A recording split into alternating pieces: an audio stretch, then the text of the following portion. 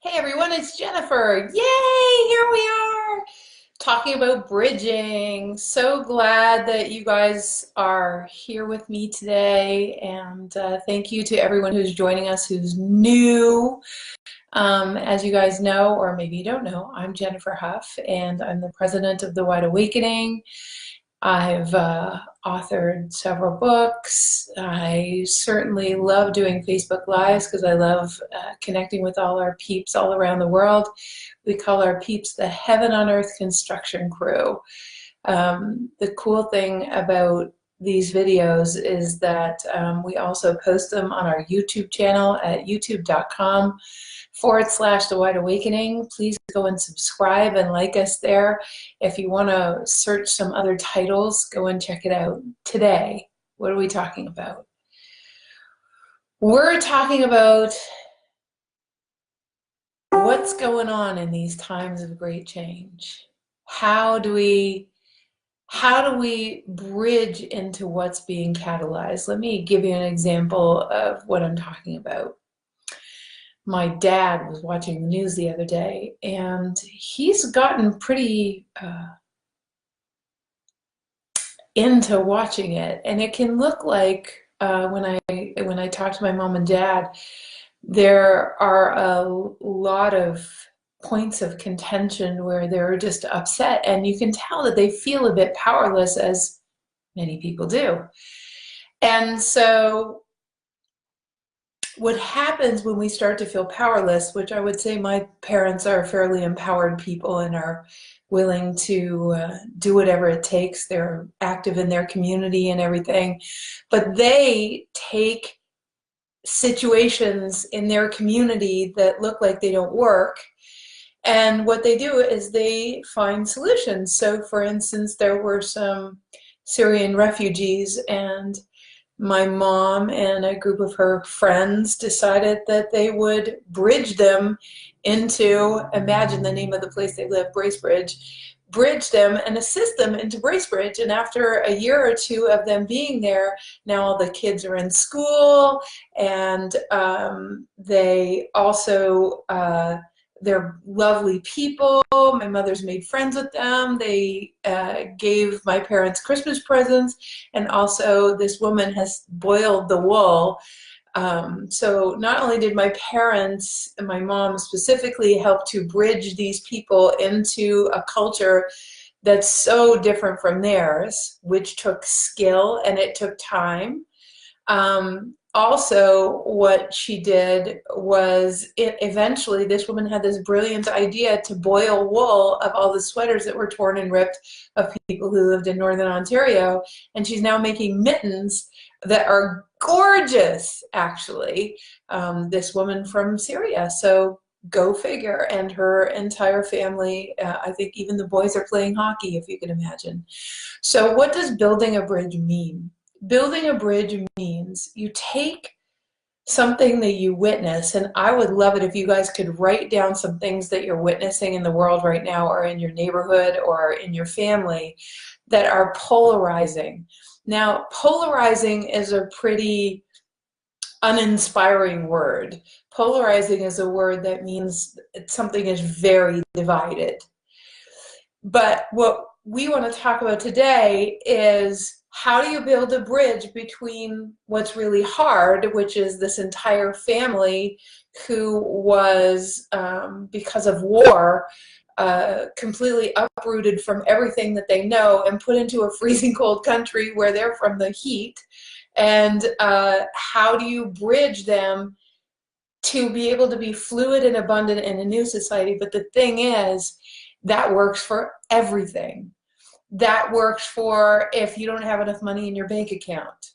That works for if your business isn't doing well. That works for if your health isn't where it should be. That definitely works for arguments. It works between polarized political parties. It works between a country divided. It works everywhere. So bridging for me is the solution, that the skill to be able to bridge, not negotiate, I'm talking about bridge. The skills to be able to bridge are the skills that allow us to have heaven on earth. Oh, heaven on earth construction crew that I am talking to right now, that's you. So how do we bridge ourselves? Because if we can do it for ourselves, if we can bridge ourselves into a sense of abundance, if we can bridge ourselves into a place where everything works, if we can bridge ourselves into heaven on earth, into everything working, if we can bridge ourselves into our own state of full expression, if we can do that with our own selves, then we can do it with anyone and anything. Which means that this little microcosm called my life and that little microcosm called your life, if you can build bridges within your own life to a certain level of harmony, then you become a microcosm for the greater macrocosm, and everywhere you go, that's what you're doing. So, how does one do that? Well, how one does that and why would one do that? The reason why one would do that is because we're constant, Buckminster Fuller said that we are born problem solvers. We are born problem solvers. We aren't born to problem solve, but we are born, we love making things more fluid. We love finding more heaven. I call that finding more heaven, since we are the heaven on earth construction crew.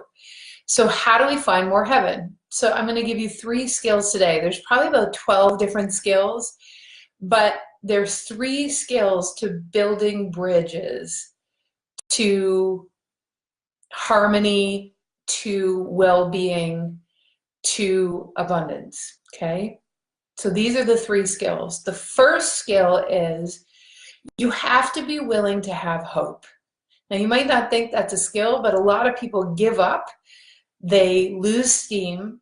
They write things off because it just looks too hard or it seems impossible, because they haven't collected enough evidence yet for the fact that there is always hope. If an acorn can turn into a 300-year oak tree that gives off thousands of acorns every year, then most certainly in this universe, more is possible than what your mind sees. So, since we're born problem solvers, and at one point we couldn't fly, and now we do. At one point we couldn't talk to people halfway around the world on our cell phones, now we can. At one point we thought we'd sail off the edge of the earth, now we know that most people know that we won't do that because it's round. At one point, we couldn't even get from A to B without a horse. So the people that build bridges are usually people that not only have hope, but they're inspired to find solutions. So it's allowing yourself to be inspired. So the other side of hope, the other side of hopelessness, is actually allowing yourself to know that you can be someone that can find a solution. So first skill, have hope. The second idea around building a bridge is to understand that you have resources. If you don't know how to do it, or you don't understand how to do it, or you think you don't have the set of skills to build a bridge, let's say for me, let me just give you an example. A friend of mine had a farm in let's say Southern Ontario, and in Southern Ontario this farm had horses, and that's where I learned to ride from this horse whispering dude who was really, really cool. And their farm was falling apart because there was a really nasty man next door who was trying to ruin their business so that he could take over their property. And so they were losing business because the barn was falling apart and the fences were falling apart and things needed painting, and it looked like it was going downhill. So I didn't know how to get free stuff. I didn't know how to do a barn raising. I didn't know, but I started phoning around. I started phoning all the people at you know, at this farm. I started following other people that were the members. I phoned a hardware company. They gave us all the hardware and the paint and everything. And people who had organized fundraising events like that before, and before long we had about 25 people at the farm and a big tent, and we basically fixed all their fences. I mean, it was 100 acres, it was big. We fixed the barn, we fixed things up, and they were so grateful. That's building a bridge. So, and building a bridge equals talking to the people that know what you don't know. And I promise you, when you're trying to do something good, or trying to be kind to a neighbor, or trying to do something in your community, people will come out of the woodwork to help. People are looking for ways to help. So the second skill is to understand that there are resources and not to be afraid to ask them to assist. You cannot believe what you can do. So for those of you that have been really frustrated, and you know, this Facebook Live is for anyone who's been frustrated looking at how the world is, or looking at how your community is, or looking at how your relationship is. There is always, always a way. Okay, so the third skill that is essential for building bridges back home to fluidity and the way the world was meant to be. The third skill is the skill of, actually it's more of a direction to head, or a way of being. And that way of being is to be constantly looking for how to be better.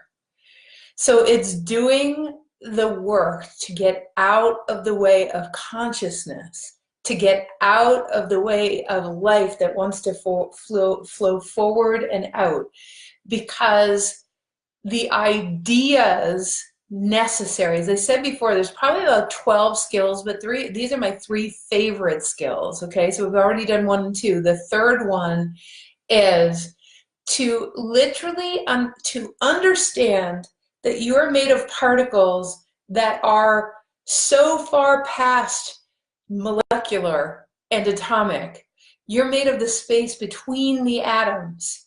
Mostly, about 95%, you're made of the space between the atoms. That means the stuff, the dark matter that lies between the protons, neutrons, and electrons and the atoms themselves, lies as pure potential that it has never landed in 3 dimensions. It hasn't become something in 3 dimensions.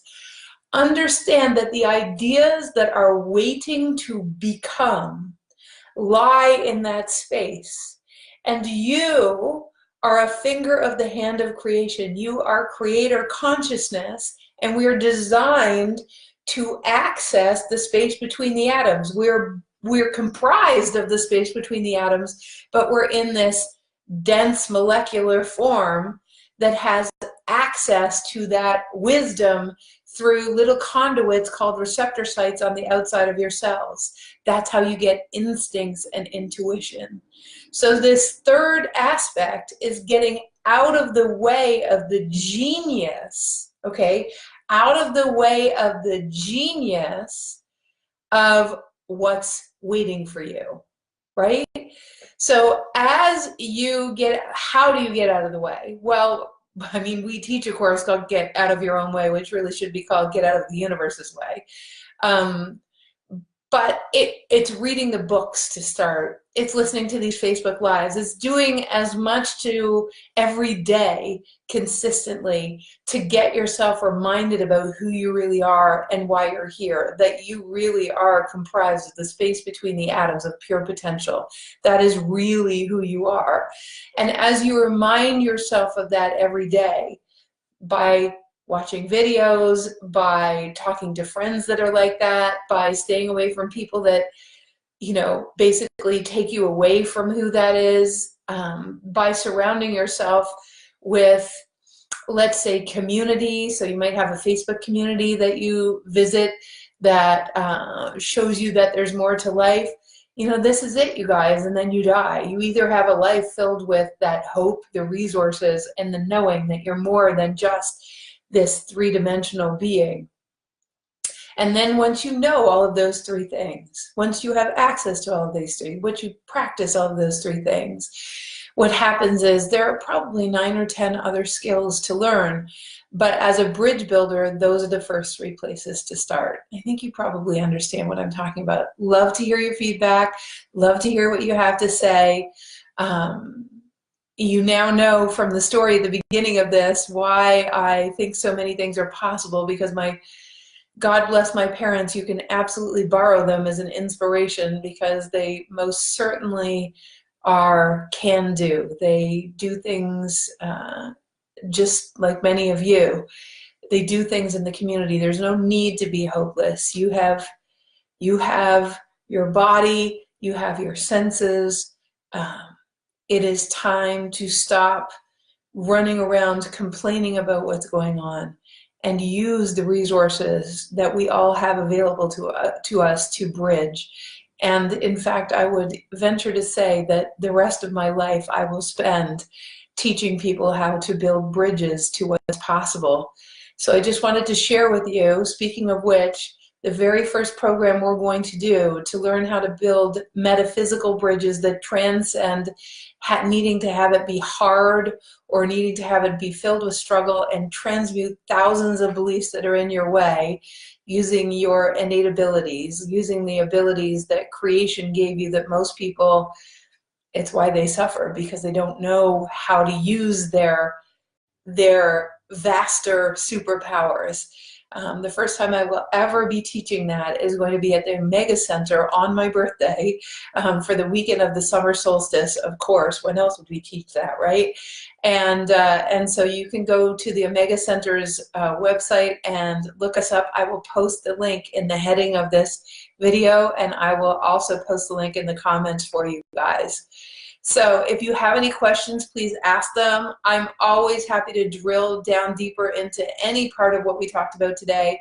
And I love you guys madly. I hope you got some value out of that, or it kicked your butt a little bit. All right. I love to hear the projects you're involved in that are building bridges for humanity, that are making the world a better place. Please, please, please share them on the page. So happy to hear about them. Big hugs. Lots of love. Oh, and if you want to experience bridge builds and you are not on our newsletter list, it's thewideawakening.com/3 days. There, when you register, you get 3 days of awakening. That means there's 3 specific bridges. One is about family, one is about well-being, and one is about abundance. And they're so powerful. What they do is they build a bridge between the limits you have on one side of your brain to what's so from the perspective of greater consciousness. And once you build those bridges, your entire biochemistry lines up to a new possibility for your reality. So those 3 days are very powerful. So go and have a look, you guys. Okay, you guys, thanks so much for being here. Big hugs all the way around. Mwah.